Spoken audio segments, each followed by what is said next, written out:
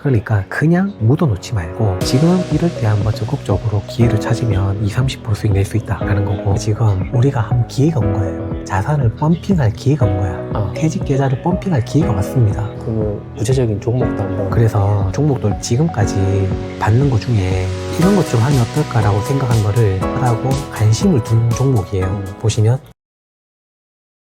아니, 오늘 내가 그 생각을 해봤어. 지난번 우리 DC 그 퇴직연금 계좌 찍었잖아. 차이나 전기차에 거의 대부분 들어가 있었는데, 그것도 뭐 수익의 뭐 거의 많은 부분을 반납했어. 그래도 아직 수익권이긴 한데 위험 비율이 그때 70% 넘었잖아. 지금 위험 비율이 18%인가 그렇더라. 근데 내가 그 생각 드는 게, 본 계좌는 많이 이렇게 열어보잖아. 뭐 증권 계좌나. 근데 DC 계좌는, 퇴직연금 계좌는 특성상 또 이렇게 묻어놓고 있거든. 어차피 빼지도 못하는 돈이니까. 이게 막 평상시는 오히려 수익이 더 늘어나고 또 기다리면서 수익이 더 커지는 경우도 있지만, 이런 식으로 크게 떨어지거나 이런 큰 변동일 때는 가만 놔둘 게 아니라 한번 좀 잘 선택을 하면 수익률이 한 20%, 30%는 생각보다 쉽게 낼 수가 있거든. 그래서 이럴 때 그냥 가만히 묻어둘 게 아니라 이럴 때일수록 더 열어보고 내가 어떻게 할 건지 한번 고민해 볼 필요도 있겠다 생각이 들더라고. 그런데 아마 대부분 지금 DC 계좌 계신 분들이 현금으로만 들고 계신 분들이 잘 있겠나, 이미 투자하고 있을 거고 이미 지금 막 이렇게 수익이 마이너스일 거잖아. 그래서 거기에 대해서 오늘 한번 이야기해 보면 좋겠다 싶더라. 그래서 DC 계좌 할 때 어떻게 할 건지 포인트 생각해 보니까 베타를 생각해 보자. 베타가 뭐지? 베타. 우리가 보통 베타라 하면 이거잖아. 민감도? 민감도인데 뭐 어떤 거냐면 시장 수익률 대비 내가 투자에는 해당 자산의 민감도거든. 뭐 예를 들어서 시장이 10% 내렸어. 근데 내게 20%, 30% 내리면 더 민감한 거야. 시장이 10% 오르는데 내게 20, 30% 오르는 게 더 민감한 거지. 이 베타가 크다는 말은 시장 대비해서 더 많이 움직인다는 거지. 위험도 더 크거나 또는 수익도 더 크거나. 베타가 크다 그러면 민감하다는 거야. 시장 대비 더 많이 움직인다. 지금 DC 계좌 가지고 계신 분들이 이 베타에 대해서 한번 생각해보고, 이렇게 요즘 또 유튜브를 보다 보니까 베타에 대해서 이제 점점 이야기하시는 자산 운영하시는 분들이 있어. 거기에 대해서 극히 공감을 하고 베타를 보자. 무슨 말이냐면, 내가 이미 투자하고 있는 게 또 마이너스라 하더라도 이거보다, 이게 현재 평가액으로 봤을 때 얘가 회복하는 것보다 지금 다른 무언가가 회복이 더 크다 하면 그걸로 옮겨가야 되는 거거든. 물론 제일 좋은 거는 현금으로 가지고 있다가 지금 가장 뭐 괜찮은 거에 투자하는 게 제일 좋지만, 그렇게 투자하는 사람은 없어. 할 수 있는 사람은 없어. 다 어딘가에 투자가 되어 있고. 그러니까 그냥 묻어놓지 말고 지금 이럴 때 한번 적극적으로 기회를 찾으면 20, 30% 수익 낼 수 있다 라는 거고. 근데 좀 조심해야 될 게 뭐냐면, 내가 만약에 투자했는 게 베타가 큰 거에 투자해서 이미 많이 맞았어. 근데 막 지쳤어. 그래서 이렇게 미국장이 많이 빠졌을 때 미국 지수는 나중에 점점 좋아질 거니까, 예를 들어 뭐 나스닥 지수로 가자, S&P 지수로 가자, 그렇게 갈아타는 거는 최악이야. 왜냐면 그거는 반대야. 베타가 큰 거에서 맞고 그거보다 베타가 작은 걸 옮기는 거거든. 내가 나스닥을 옮겨서 그게 20% 수익 났다고 하더라도 그거는 성공했는 투자가 아니야. 그래서 그런 비교를 해서 베타가 많은 쪽으로 옮기자라는 거거든. 그러면 다른 종목을 가지고 있다가 마이너스 한 30 나면서 그거를 팔고 미국 지수를 산 경우에 플러스 20% 나면은 그거 손해다. 손해일 수 있지. 왜냐면 오히려 가지고 있어서 지금 시점으로 그냥 30%, 40% 회복할 수도 있거든. 그러니까 뭐 소위 말해서 내려갈 때 더 크게 내려갔는데 올라갈 때 상대적으로 지금 내가 가진 것보다 덜 올라가는 걸 사는 꼴이 되는 거지. 그러한 것들은 제약이고, 내 걸로 한번 이야기해보면 내가 그때 보여준 것처럼 나는 차이나잖아. 내가 최근 고점 대비해서 한 20% 정도 내렸더라고. 중국이 좀 방어를 좀 잘해주고 있어. 막 돈을 넣고 있는지 뭔지 모르겠지만 하여튼 20% 떨어졌어. 그럼 나는 다시 이게 회복이 되어서 거기서 다시 20% 상승하는 것보다 더 크게 상승할 거리가 있으면, 베타가 더 큰 거 있으면 이거를 정리하고 갈아타는 게 더 수익에 좋다는 거야. 근데 보통 지금 일반 뭐 직장 뭐 DC 계좌 가지고 계신 분들 좀 떨어졌으면 더 넣을 생각을 하거나 놔두거나 이럴 거야. 근데 지금 자산 운용을 잘 하시는, 적극적으로 하시는 분들 좀 보면 이런 식으로 돈을 돌리거든. 그걸 한번 이야기해 보려고. 그래서 나는 찾아봤어. 시간도 많고 하니까.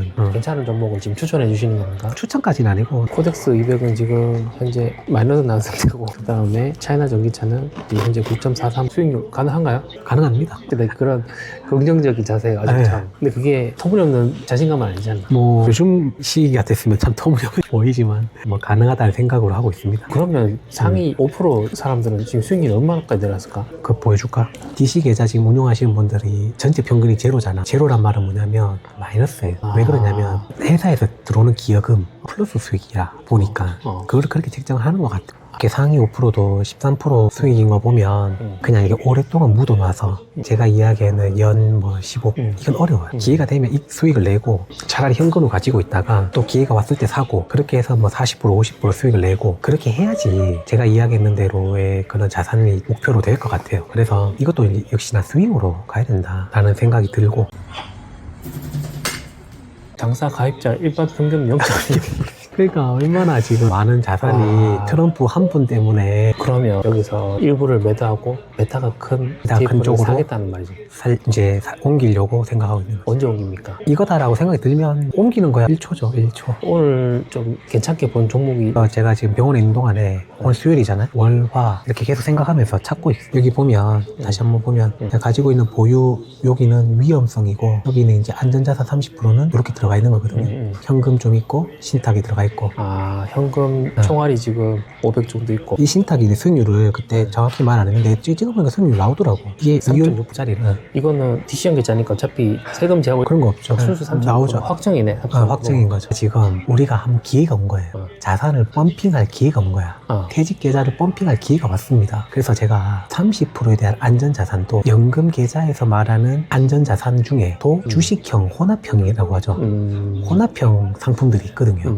거기에 투자할 수 있는 것도 최대한 투자를 하려고 합니다. 아, 지금 신탁 요거 팔아서라도? 그리고 현금도 그렇고 다 저의 DC 계좌의 전체의 30%는 현금성 이런 신탁 이런 거 넣지 말고 안전자산에 분류됐지만 주식형이 들어가 있는 상품을 찾아서 넣고 그리고 나머지 70%는 현재 지금 투자되어는 있지만 베타가 더 큰 걸 있으면 그거를 찾아서 옮기겠다. 공격적인 자산 운용이죠. 그러면 구체적인 종목도 한번. 그래서 종목도 아직 뭐 제가 이 상품을 옮기겠다라는 건 아니에요. 지금까지 받는 것 중에 이런 것 좀 하면 어떨까라고 생각한 거를 지금까지 이렇게 한번 넣어볼까라고 관심을 둔 종목이에요. 보시면 아, 이게 그 총 4개인가요? 제일 밑에 그거는 다 빼고요. 위에 3개. 3개. 필라델피아 반도체 나스닥, 그 다음에 테슬라 밸류체인 액티브, 그 다음에 TDF 2060 액티브.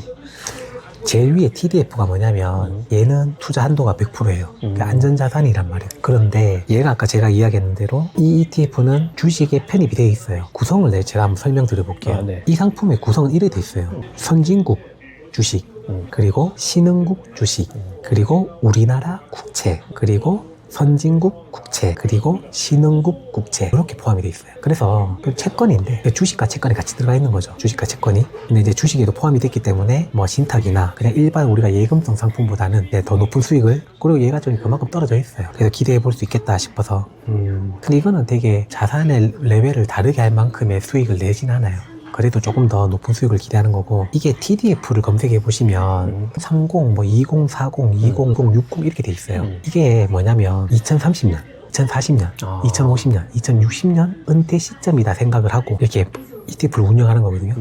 처음에는 주식 비중을 높게 해놓고 은퇴 시점, 만약에 2030이면 2030년까지 주식을 점점 줄이고 채권을 점점 늘리는, 2060은 2060년까지 지금은 주식 비중을 높고 점점 채권 비중을 높이는, 그렇게 구성하는 상품이에요. 그래서 내가 조금이나마 더 공격적으로 하고 싶다. 되게 큰 차이는 아닌데 2060이 그래도 조금은 더 공격적인 것 같아요. 그래서 조금 더, 왜냐면 기간이 더 기니까 주식형으로 운영되는 기간이 더 긴 거죠. 하여튼 여기에 30%, 그리고 테슬라랑 필라델피아 이 두 가지 선택했는 이유는 둘 다 시장보다 더 많이 떨어졌어요. 나스닥, 미국 시장보다 더 많이 떨어졌습니다. 현재 필라델피아 먼저 이야기해보면, 필라델피아 반도체 지수는 우리나라 사람이라면 엄청 많이 알 거야. 이미 얘의 특성이 경기 침체된다 하면 항상 40% 50% 박살나고, 박살난 이후부터 이제 또 막 50% 100 초과로 올라가고, 이 사이클이잖아요. 지금 이렇게 50% 박살났습니다. 그러면 얘는 미국보다, 예를 들어 지금 나스닥 ETF 들어가는 것보다 얘가 더 베타가 크다, 이렇게 보는 거죠. 그리고 테슬라 역시도 마찬가지예요. 테슬라도 지금 미국 시장보다 더 많이 떨어지는 상태다 보니까 얘도 베타 더 크다고 말할 수 있고, 또 더군다나 사실 미국은 네트워크 사회잖아요. 나는 트럼프가 이 시기에 테슬라라는 종목이 한 번쯤은 힘을 받을 것 같긴 해요. 또 그런 생각도 좀 있어서 테슬라도 괜찮은 것 같기도 하고. 근데 이 ETF에는 테슬라라는 주가를 100% 추종하는 ETF는 아니에요. 이름이 테슬라인데. 네, 이 구성을 보면 테슬라라는 주가의 한 35%, 그리고 전기차 서플라이 체인에 관련된 회사들 거기에 한 절반 정도, 나머지 정도를 에너지 관련해서 그 정도 구성이 돼 있어요. 우리나라 기업 들어가 있어. LG 엔솔이라든지. 그래서 테슬라 주가처럼 막 다이내믹하게 움직이진 않을 것 같지만 얘 역시도 베타가 크지 않을까라는 생각은 듭니다. 그리고 지금 제가 가지고 있는 그 중국 차가 이것도 당연히 이게 뭐 안 좋아서 제가 이거를 정리할까 말까 고민하는 게 아니라 얘보다 더 압도적으로 베타가 큰 거가 있으면 옮기겠다는 거거든요. 중국 전기차만 생각하면 미래가 너무 좋아. 그런데 트럼프 임기가 너무 이제 시작이야. 그럼 그 기간에 과연 전기차가 중국 전기차가 기지개를 펼 수 있을까? 이런 생각도 좀 들긴 하고. 그래서 이제 뭐 그러한 거는 제가 뭐 예상해 볼 수는 없으니 단순하게 이거보다 더 저의 관심을 끌 만큼 베타가 큰 걸 찾았으면 좋겠다. 그러면 고민 안 하고 옮겨서 이번 하락장에 가만히 있는 것보다 조금 더 적극적인 운용으로 수익을 좀 내보고 싶다라는 생각이 듭니다. DC 계좌 가지고 계신 분들 절대 묻어놓고 있으시면 안 돼요. 테슬라 밸류 체인 액티브 요 ETF는 고점 2만 원을 찍고 지금 얼마죠? 1725원인데 10% 정도 반토막 났네. 반토막 난 거죠. 제가 둘 다 지금 많이 반토막 난 거를 말한 거예요. 미국은 지금 한 20% 정도 난 거잖아요. 그러니까 얘네들이 베타가 현재 더 큰 거지. 근데 반대로 이래요. 지금 만약에 필라델피아 반도체 지수를 가지고 계신 분들 있잖아요.